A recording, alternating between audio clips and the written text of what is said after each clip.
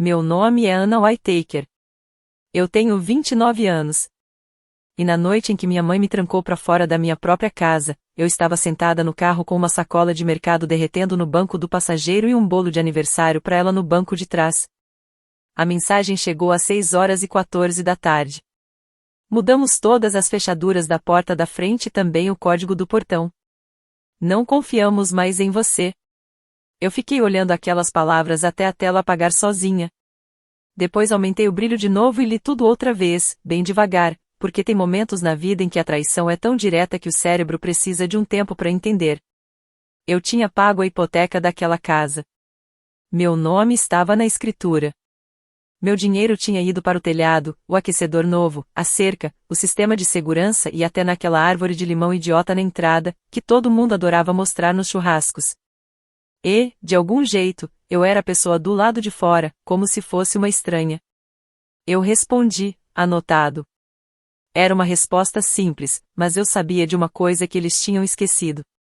Em seguida, desliguei o motor, peguei o bolo no banco de trás e olhei para o portão da casa que eu tinha comprado com 6 anos de cansaço.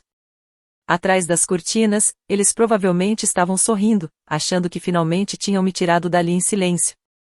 Eles não sabiam o que eu fazia para viver. Não sabiam que eu passava meus dias limpando áudios danificados, restaurando vozes escondidas e encontrando verdades que as pessoas achavam que tinham enterrado no ruído. E definitivamente não sabiam o que as próprias vozes deles já tinham admitido dentro da minha sala. Antes de eu te contar o que aconteceu na festa da minha mãe e por que o quarto ficou em silêncio quando eu apertei o play, me diz, que horas são aí para você agora e de onde você está assistindo? Fico curiosa para saber até onde essa história vai chegar. Eu comprei aquela casa em East Nashville quando tinha 27 anos. Não porque era luxuosa, mas porque era minha. Era uma casinha estreita de tijolos, com chão meio torto, persianas azuis antigas, uma porta dos fundos que vivia emperrando e um estúdio pequeno separado atrás da garagem, onde eu fazia a maior parte do meu trabalho. Naquela época, eu já tinha construído carreira como especialista em restauração de áudio forense. Parece mais dramático do que realmente é. Na maior parte dos dias, eu ficava com fones de ouvido por horas limpando o ruído de chamadas de seguro, depoimentos de tribunal, entrevistas de documentário e gravações de segurança. Eu conseguia tirar uma frase sussurrada de dentro de barulho de restaurante, separar duas vozes numa ligação ruim e até perceber quando alguém cortou segundos de um arquivo. Era um trabalho solitário, mas pagava bem e me dava uma coisa que eu nunca tive crescendo: controle. Minha mãe, Diane Whitaker, não entendia meu trabalho. Ela dizia para os outros que eu consertava podcasts. Minha irmã mais nova, Courtney Whitaker, dizia que eu brincava com ondas de som numa casinha no quintal.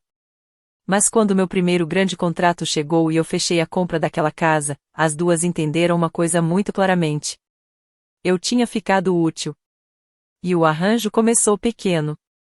Minha mãe disse que precisava de um lugar para ficar por 2 meses, porque o aluguel dela tinha subido.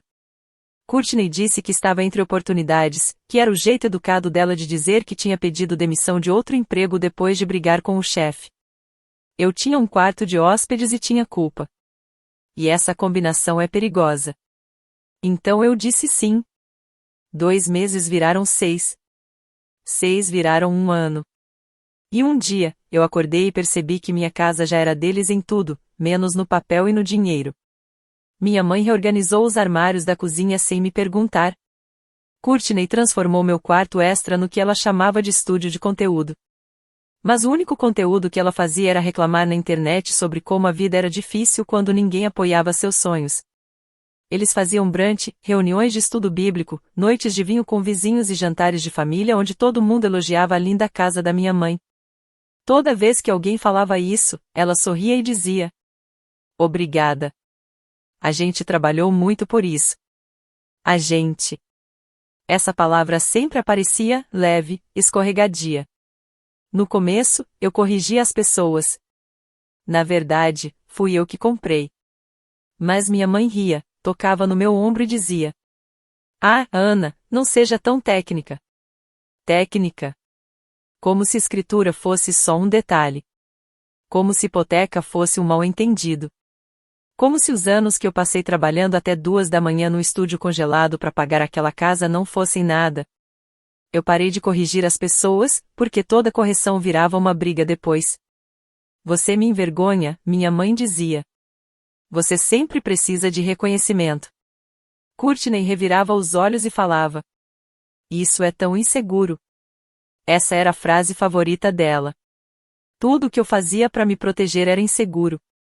Tudo o que ela fazia para tirar de mim era cura. A verdade é que me ensinaram a confundir amor com utilidade. Quando meu pai saiu de casa anos antes, minha mãe me transformou na filha responsável antes mesmo de eu entender que esse papel não tinha fim.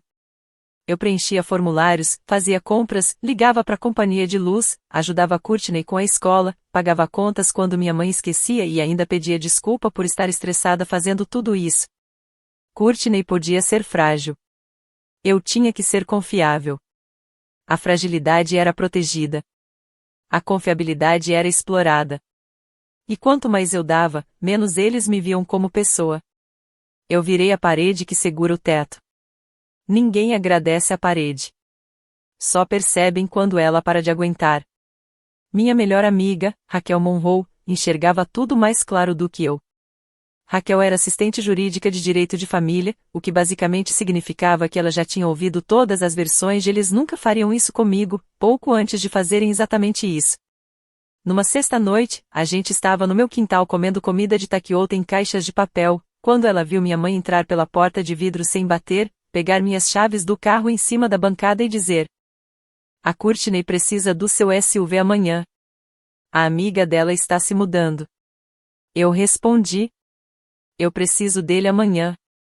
Minha mãe nem olhou para mim. Não seja difícil, Ana. Você trabalha de casa. Raquel esperou minha mãe ir embora, depois se inclinou sobre a mesa do pátio e sussurrou. Você entende que isso não é normal, né? Eu ri, porque queria que fosse piada. Ela não riu de volta. Elas não moram com você, ela disse.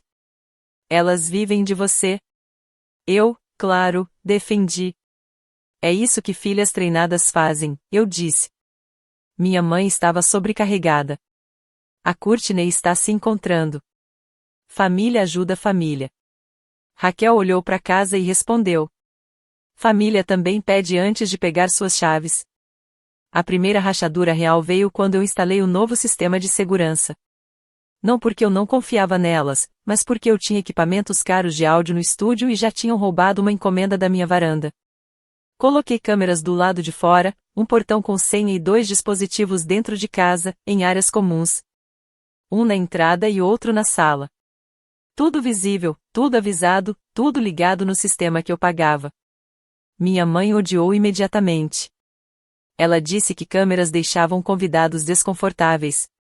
Courtney disse que aquilo tinha energia controladora. Eu quase tirei os dispositivos de dentro só para manter a paz, mas Raquel me parou. É a sua casa, ela disse. Para de pedir permissão para proteger o que é seu.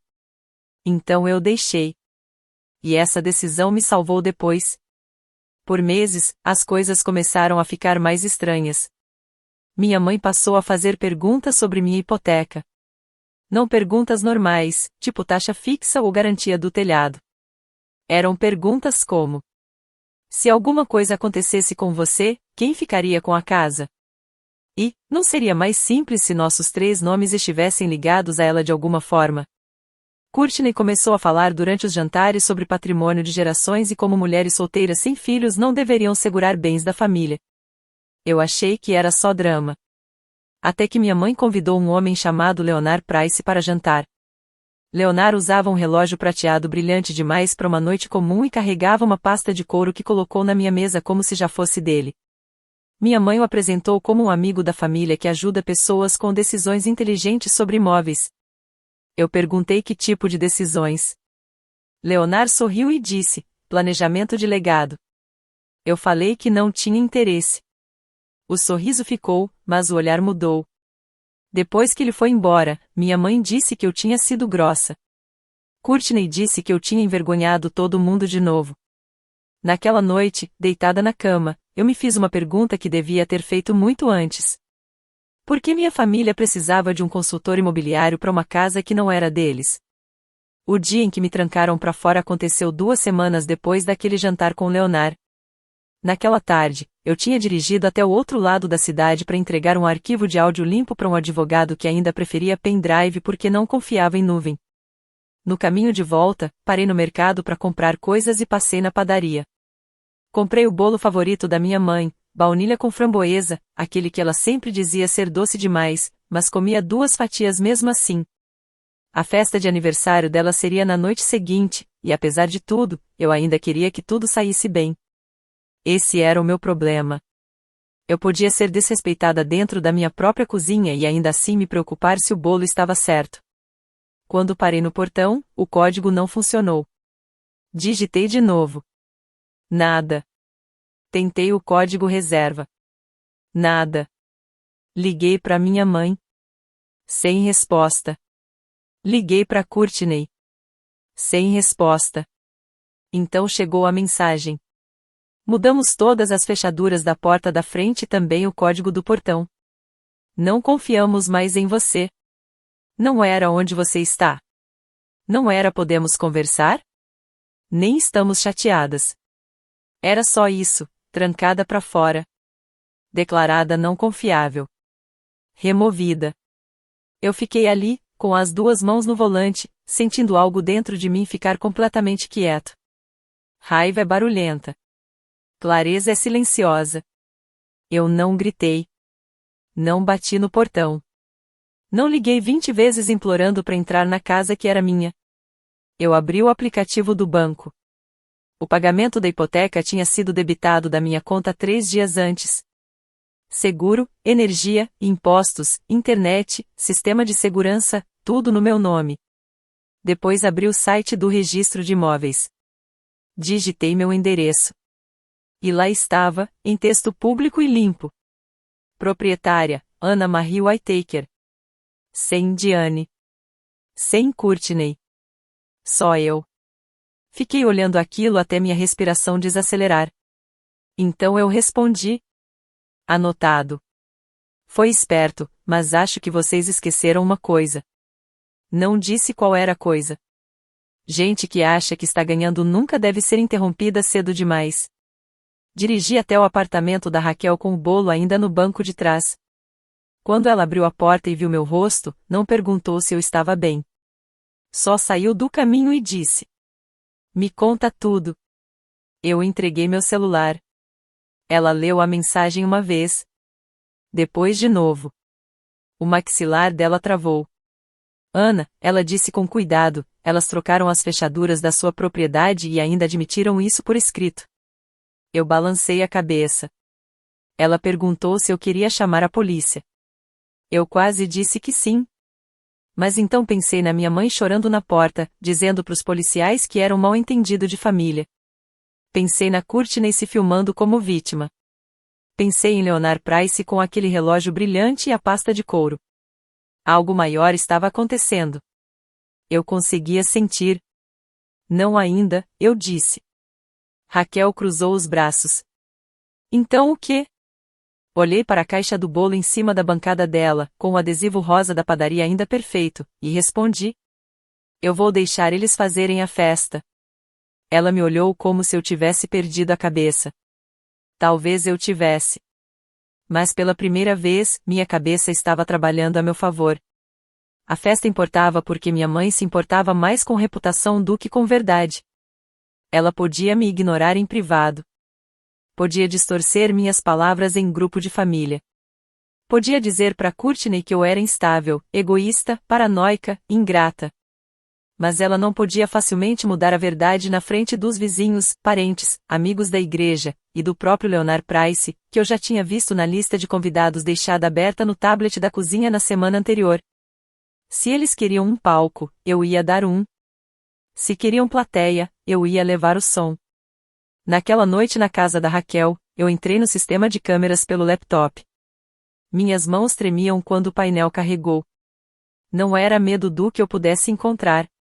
Era aquela esperança ridícula de não encontrar nada. Esse é o lado humilhante da traição. Mesmo quando a faca já está nas suas costas, uma parte sua ainda quer acreditar que foi sem querer.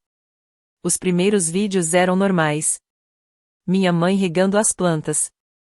Courtney comendo cereal numa tigela que era minha favorita. Um entregador deixando envelopes na entrada. Até que eu abri uma gravação da sala, da noite depois da visita do Leonard. O áudio estava abafado no começo, então baixei o arquivo e abri no meu programa de edição. Redução de ruído, isolamento de voz, compressão. Eu já tinha feito isso 1000 vezes para desconhecidos. Nunca imaginei que faria com a minha própria família. As vozes começaram a aparecer no meio do ruído. Minha mãe disse: se a Ana assinar um contrato temporário de ocupação, o Leonard pode usar isso para mostrar interesse familiar compartilhado. Courtney respondeu: ela não vai assinar se você pedir direto. Tem que fazer ela se sentir culpada ou insegura. A voz do Leonard veio depois. Suave, calma. O objetivo é pressão. Troca de fechaduras, conflito de acesso, instabilidade emocional. Se ela reagir mal, ajuda a nossa posição. Meu corpo gelou. Então minha mãe riu. Não foi riso nervoso. Nem triste.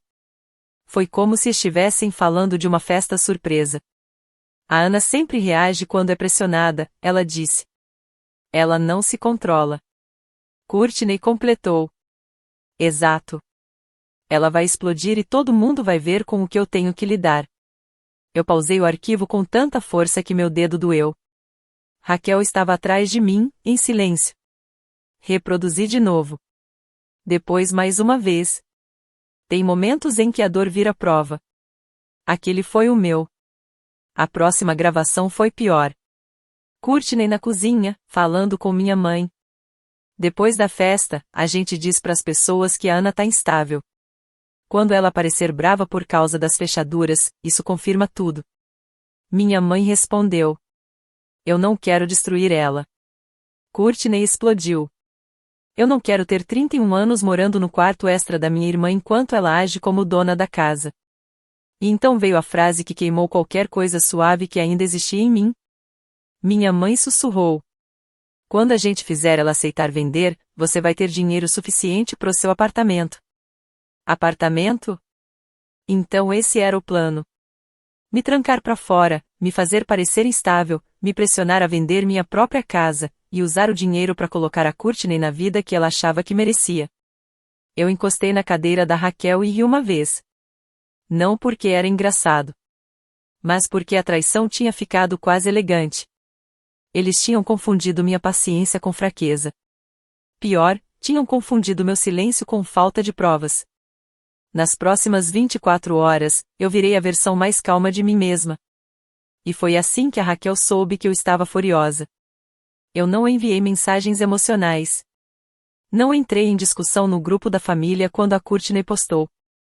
A gente mostra quem realmente é quando colocam limites na gente. Também não respondi quando minha mãe escreveu.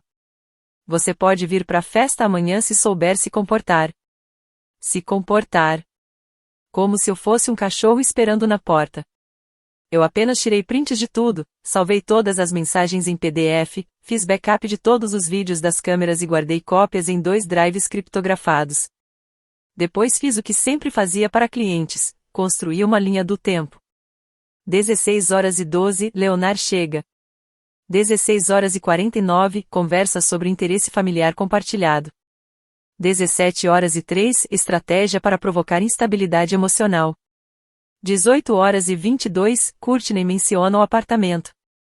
19h11, minha mãe pergunta se trocar as fechaduras antes da festa não é óbvio demais.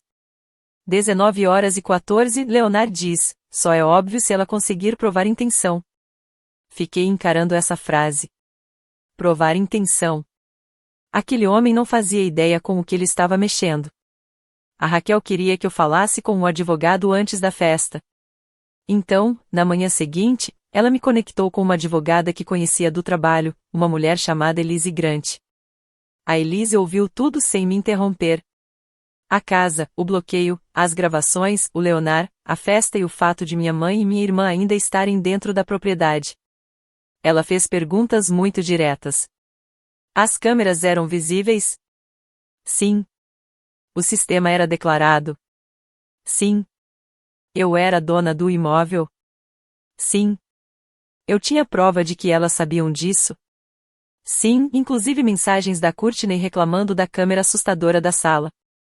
Elise respirou fundo e disse: não ameace elas. Não encoste em ninguém. Não impeça ninguém de sair. Mas você pode proteger sua propriedade e encerrar o acesso delas. Depois ela falou algo que me deu a coluna que eu estava precisando. Ana, esse tipo de pessoa depende da sua vergonha. Elas contam com você ter vergonha demais para falar a verdade de forma clara. Essa frase ficou comigo o dia inteiro. A vergonha tinha sido o primeiro cadeado, antes de qualquer fechadura. Vergonha me fazia ficar quieta quando minha mãe agia como se minha casa fosse dela. Vergonha me fazia sorrir quando a Courtney pegava dinheiro emprestado e esquecia de pagar. Vergonha me fazia pedir desculpa por querer privacidade, por precisar descansar, por pedir que adultos ajudassem com contas. A vergonha tinha sido o código invisível que elas usavam para entrar na minha vida quando quisessem. Mas vergonha só funciona no escuro. Na festa, eu ia acender a luz. Passei a tarde me preparando como se fosse para um tribunal, não para um aniversário. Imprimi a escritura, a hipoteca, o registro de impostos, as contas da casa e as mensagens sobre as fechaduras. Organizei tudo numa pasta simples com o nome, propriedade e acesso. Depois fiz outra pasta, linha do tempo de áudio. No estúdio, limpei as gravações só o suficiente para cada palavra ficar clara, mas sem alterar o conteúdo. Nada de drama, nada de edição que alguém pudesse chamar de manipulação. Só as vozes deles. O plano deles. E o desprezo deles. Eu exportei uma versão curta, com menos de 4 minutos, porque gente em festa tem pouca atenção, mas muita memória quando o escândalo começa. Depois subi os arquivos completos num armazenamento seguro e mandei o link para Elise guardar. Escrevi junto. Calma é o seu poder. A parte mais difícil foi escolher a roupa. Parece bobagem, mas roupa vira armadura quando você vai entrar numa sala cheia de pessoas que já foram avisadas de que você é o problema. Escolhi um vestido verde escuro, brinco simples de ouro e salto baixo. Não era roupa de funeral, nem de guerra. Era algo estável. A Raquel insistiu em ir comigo como testemunha. Eu disse que ela não precisava. Ela me olhou como se eu tivesse ofendido ela. Eu te vi ser o amortecedor dessa família por 7 anos, ela disse. Eu não vou perder a noite em que você para de absorver tudo. Então, às 6h50 da noite, fomos de carro até minha casa. A festa da minha mãe já tinha começado. Carros na rua. Luz quente saindo das minhas janelas. Risadas no meu quintal. Alguém tinha pendurado balões dourados na minha varanda formando, dia da Diane. Na minha varanda. Na minha porta. Na minha casa. O novo código do portão, claro, não funcionou. A Raquel olhou para mim. Eu abri o aplicativo do sistema de segurança e usei o acesso de proprietário. O portão abriu com um clique. Pequeno, metálico, quase educado. Mas para mim, soou como uma mentira quebrando. A gente subiu o caminho. Pela janela, eu vi Courtney com uma taça de champanhe, sorrindo como alguém que herdou alguma coisa. Minha mãe estava perto da lareira, recebendo elogios dos convidados. Leonard Price estava no bar conversando com meu tio, como se já fizesse parte da família. Por um segundo, eu quase me virei. Não porque eu tinha medo deles. Mas porque eu tinha medo da versão de mim mesma que existiria depois disso. Tem famílias que, quando você para de ser útil, não sabem mais como te chamar. Respirei fundo, abri a porta da frente com minha chave original de dona, e entrei. Minha mãe me viu primeiro. O sorriso dela travou. Courtney virou, e a taça inclinou na mão dela. Leonard parou no meio da frase. A sala ainda não ficou em silêncio, mas a temperatura mudou. Minha mãe atravessou a entrada rápido e sussurrou. Ana, o que você está fazendo aqui? Eu levantei o bolo. Trouxe a sobremesa. Os olhos dela correram para os convidados. Reputação. Sempre reputação. Ela forçou um sorriso e disse mais alto.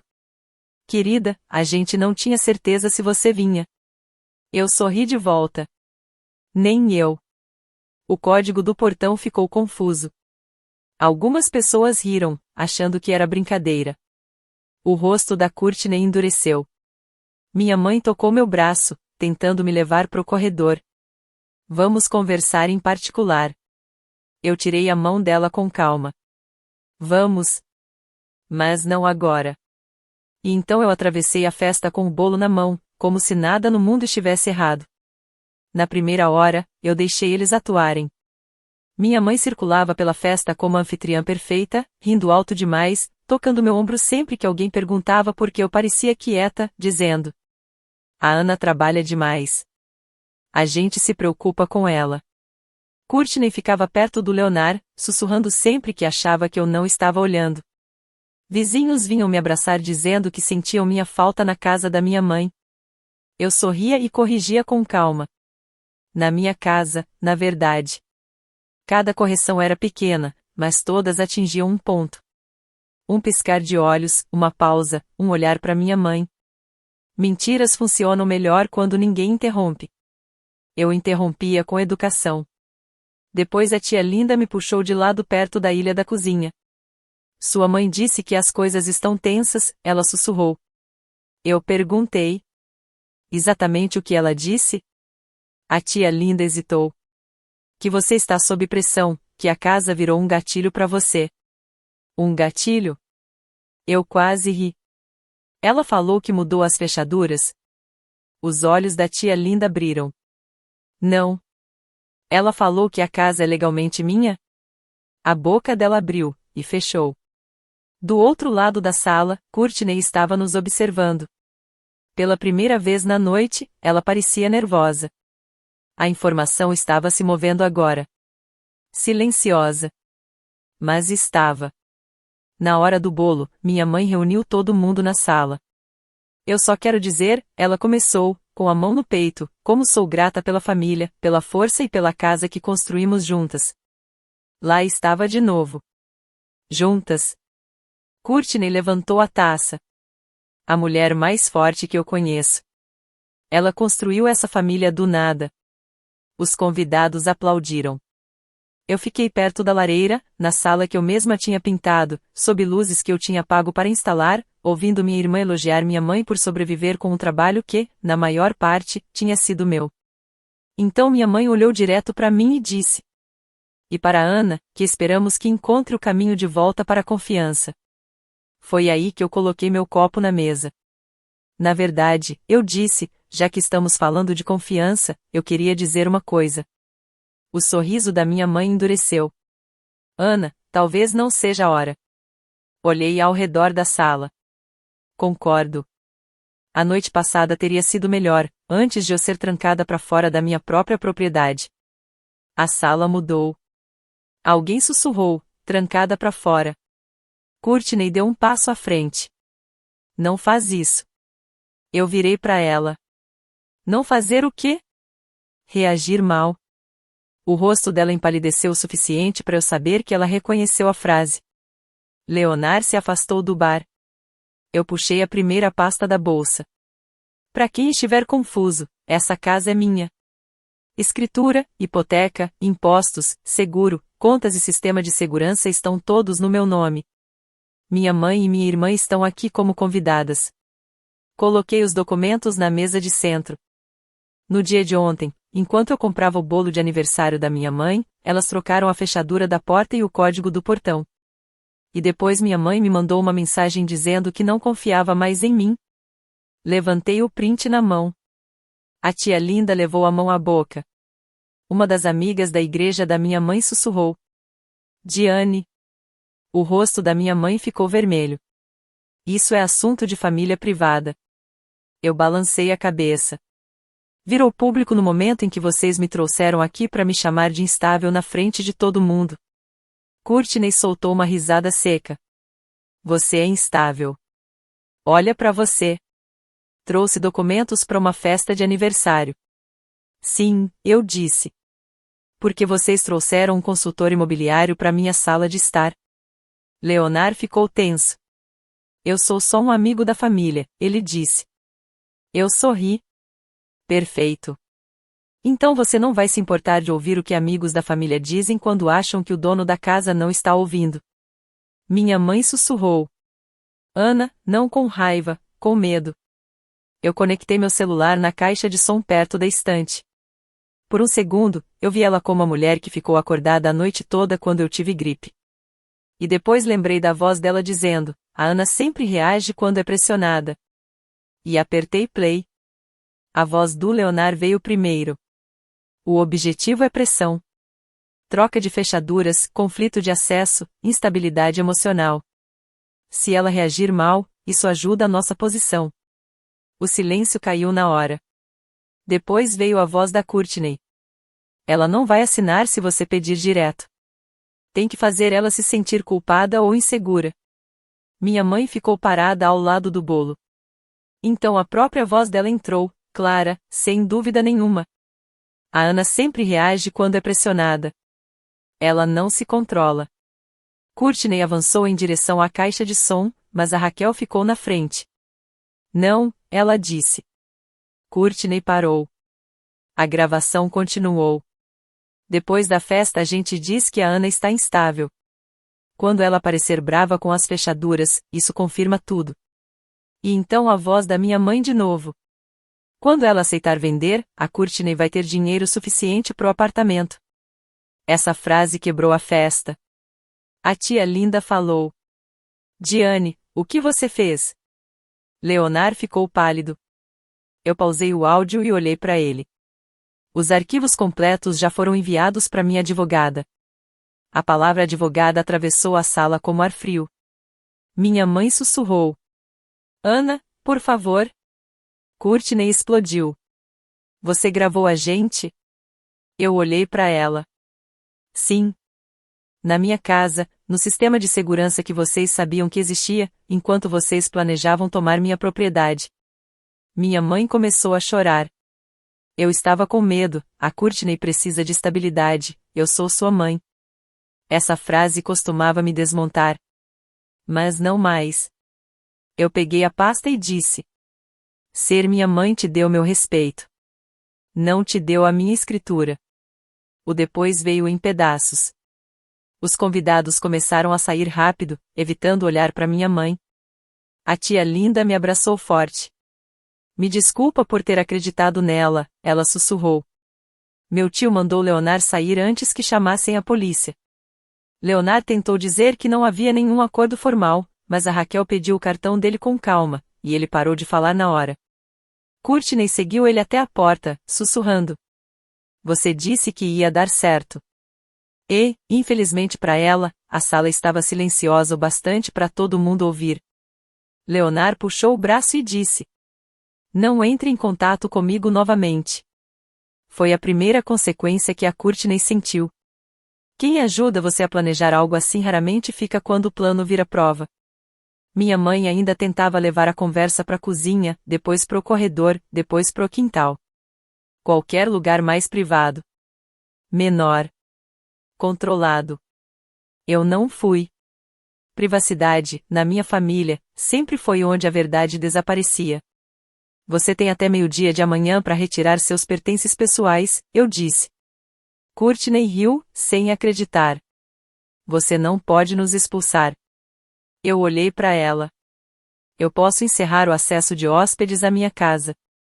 Minha advogada vai enviar a notificação formal hoje à noite. Minha mãe juntou as mãos. Ana, onde a gente vai ficar? Essa era uma pergunta que ela tinha me treinado a responder por anos. Eu respirei fundo. Eu não sei. Esse é o primeiro problema dessa casa que não é mais meu para resolver. O rosto da Courtney se fechou. Então é isso? Você recebe uma gravação e joga fora a sua família? Não, eu disse. Vocês jogaram fora a família quando tentaram montar uma armadilha legal na minha sala. Ela apontou para mim. Você sempre acha que é melhor porque tem dinheiro. Eu balancei a cabeça. Não. Eu acho que sou responsável pelo dinheiro que eu ganhei. Tem diferença. Minha mãe sussurrou. A gente cometeu um erro. Erro é esquecer a porta dos fundos aberta, eu disse. Isso foi um plano. Vocês falaram em pressão. Em me fazer parecer instável. Em usar a venda da minha casa para comprar um apartamento para Courtney. Courtney gritou. Porque eu também mereço alguma coisa. E, finalmente, a verdade estava na mesa. Eu olhei para ela e disse. Talvez você mereça. Só não a minha vida. Naquela noite, a Raquel me levou de volta para o apartamento dela, porque minha advogada recomendou que eu não ficasse na casa até tudo ser formalizado. Eu quase não dormi. De manhã, as mensagens começaram.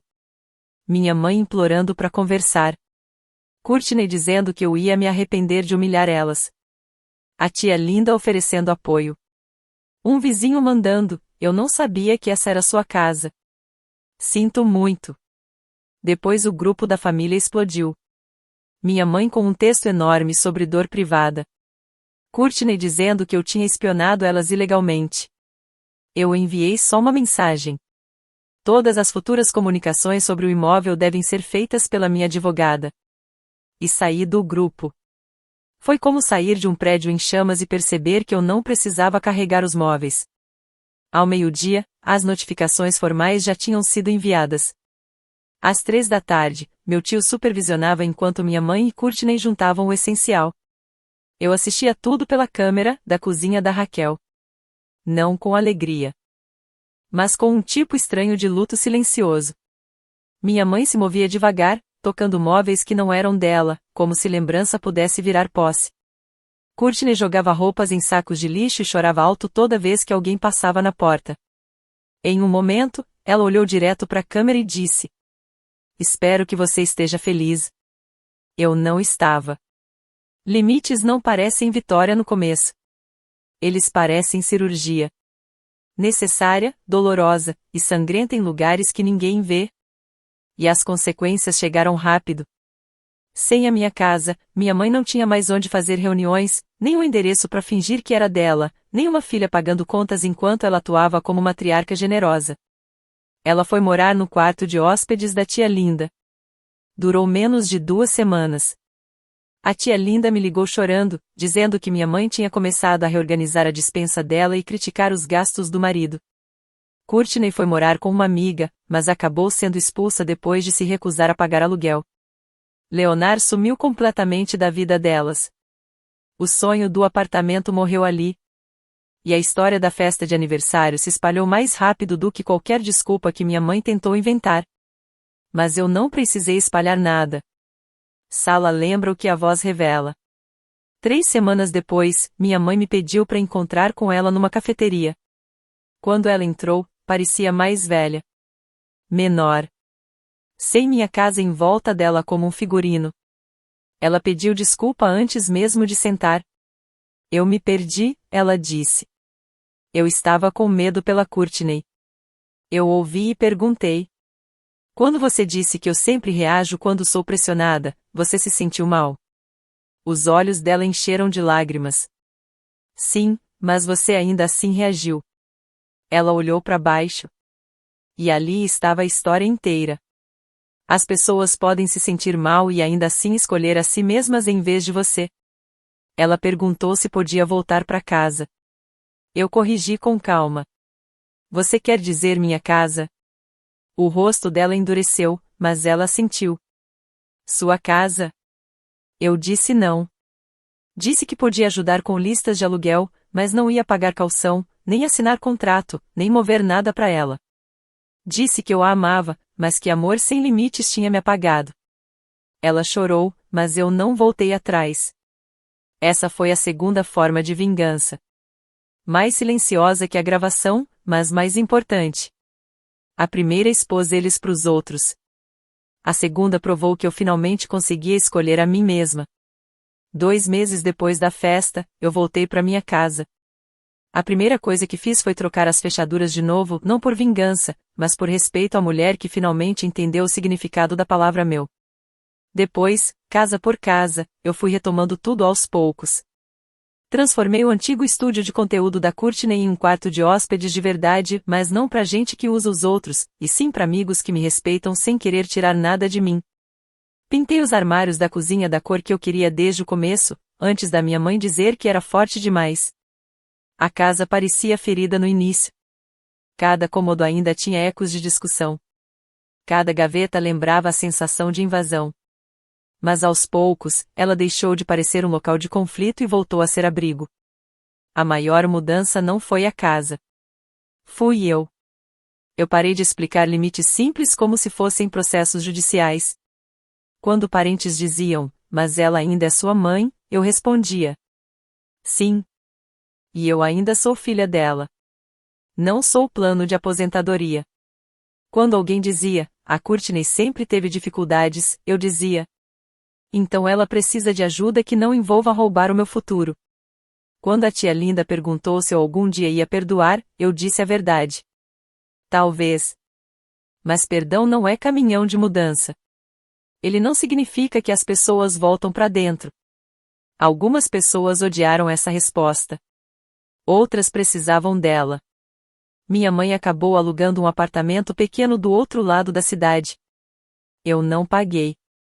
Courtney encontrou uma colega de quarto. Eu não fui fiadora. Elas sobreviveram. E isso me ensinou uma coisa que eu queria ter entendido antes. Gente que diz que não consegue viver sem o seu sacrifício, geralmente descobre que consegue quando o sacrifício não está mais disponível. Eu e minha mãe falamos hoje em dia a cada algumas semanas. Conversas educadas, cuidadosas, incompletas. Ela já pediu desculpa mais de uma vez, mas eu não trato desculpa como chave. São só palavras. Confiança é comportamento repetido ao longo do tempo. Courtney nunca pediu desculpas. Talvez nunca peça. Isso já não me machuca como antes. Hoje só me informa. Muita gente pergunta se eu me arrependo de ter colocado a gravação na festa. Eu já pensei muito nisso. Eu poderia ter resolvido em particular? Talvez. Eles teriam dito a verdade em particular? Não. Eles criaram uma mentira pública antes de eu responder com a verdade. Eles chamaram testemunhas para minha suposta instabilidade. Eu só dei a essas testemunhas o áudio que faltava. Foi duro? Foi. Foi necessário? Também foi. Tem famílias que dependem tanto do silêncio que falar a verdade parece crueldade. Mas o silêncio teria custado minha casa, minha reputação e talvez anos da minha vida. E aqui está o que eu quero que você entenda. Ser confiável não é o mesmo que ser descartável. Ajudar sua família não deveria significar apagar seu próprio nome das suas conquistas. Amor não deveria parecer uma dívida impossível de pagar. E se alguém só te chama de egoísta quando você para de dar acesso a você mesmo, talvez essa pessoa nunca tenha amado você, só tenha amado a porta aberta que você mantinha. Na noite em que minha mãe me trancou para fora, ela achou que aquilo era punição. Achou que me deixar do lado de fora da minha própria casa ia me fazer entrar em pânico, pedir desculpa e implorar para voltar. Mas aquela cerca fechada acabou sendo o primeiro limite verdadeiro que minha família me deu. Eles fecharam para me controlar. Eu abri para me expor. E quando eu saí depois da festa, depois da gravação, depois do silêncio, eu não me senti como a filha que perdeu a família. Eu me senti como a mulher que finalmente encontrou a si mesma, parada na própria varanda, com a única chave que realmente importa. Então me diz. Se alguém te trancasse para fora da vida que você construiu, você imploraria para abrir a porta? Ou lembraria quem é o dono da casa? Imagine fazer 18 anos e perceber que as pessoas que deveriam te proteger planejaram o seu abandono como uma decisão de negócio. A Kayla não perdeu só a casa, o carro, o celular e a poupança da faculdade. Ela perdeu a ilusão de que família sempre significa segurança. Mas em vez de implorar para ser aceita de novo, ela escolheu documentar tudo, reconstruir a vida e proteger o próprio futuro. Essa história não é só sobre vingança. É sobre respeito próprio, sobrevivência e aprender que, às vezes, a resposta mais forte não é gritar de volta, é ficar independente o suficiente para ninguém mais te controlar. O que você faria no lugar da Kayla? Perdoaria seus pais depois de tudo pago de volta? Ou deixaria essa porta fechada para sempre?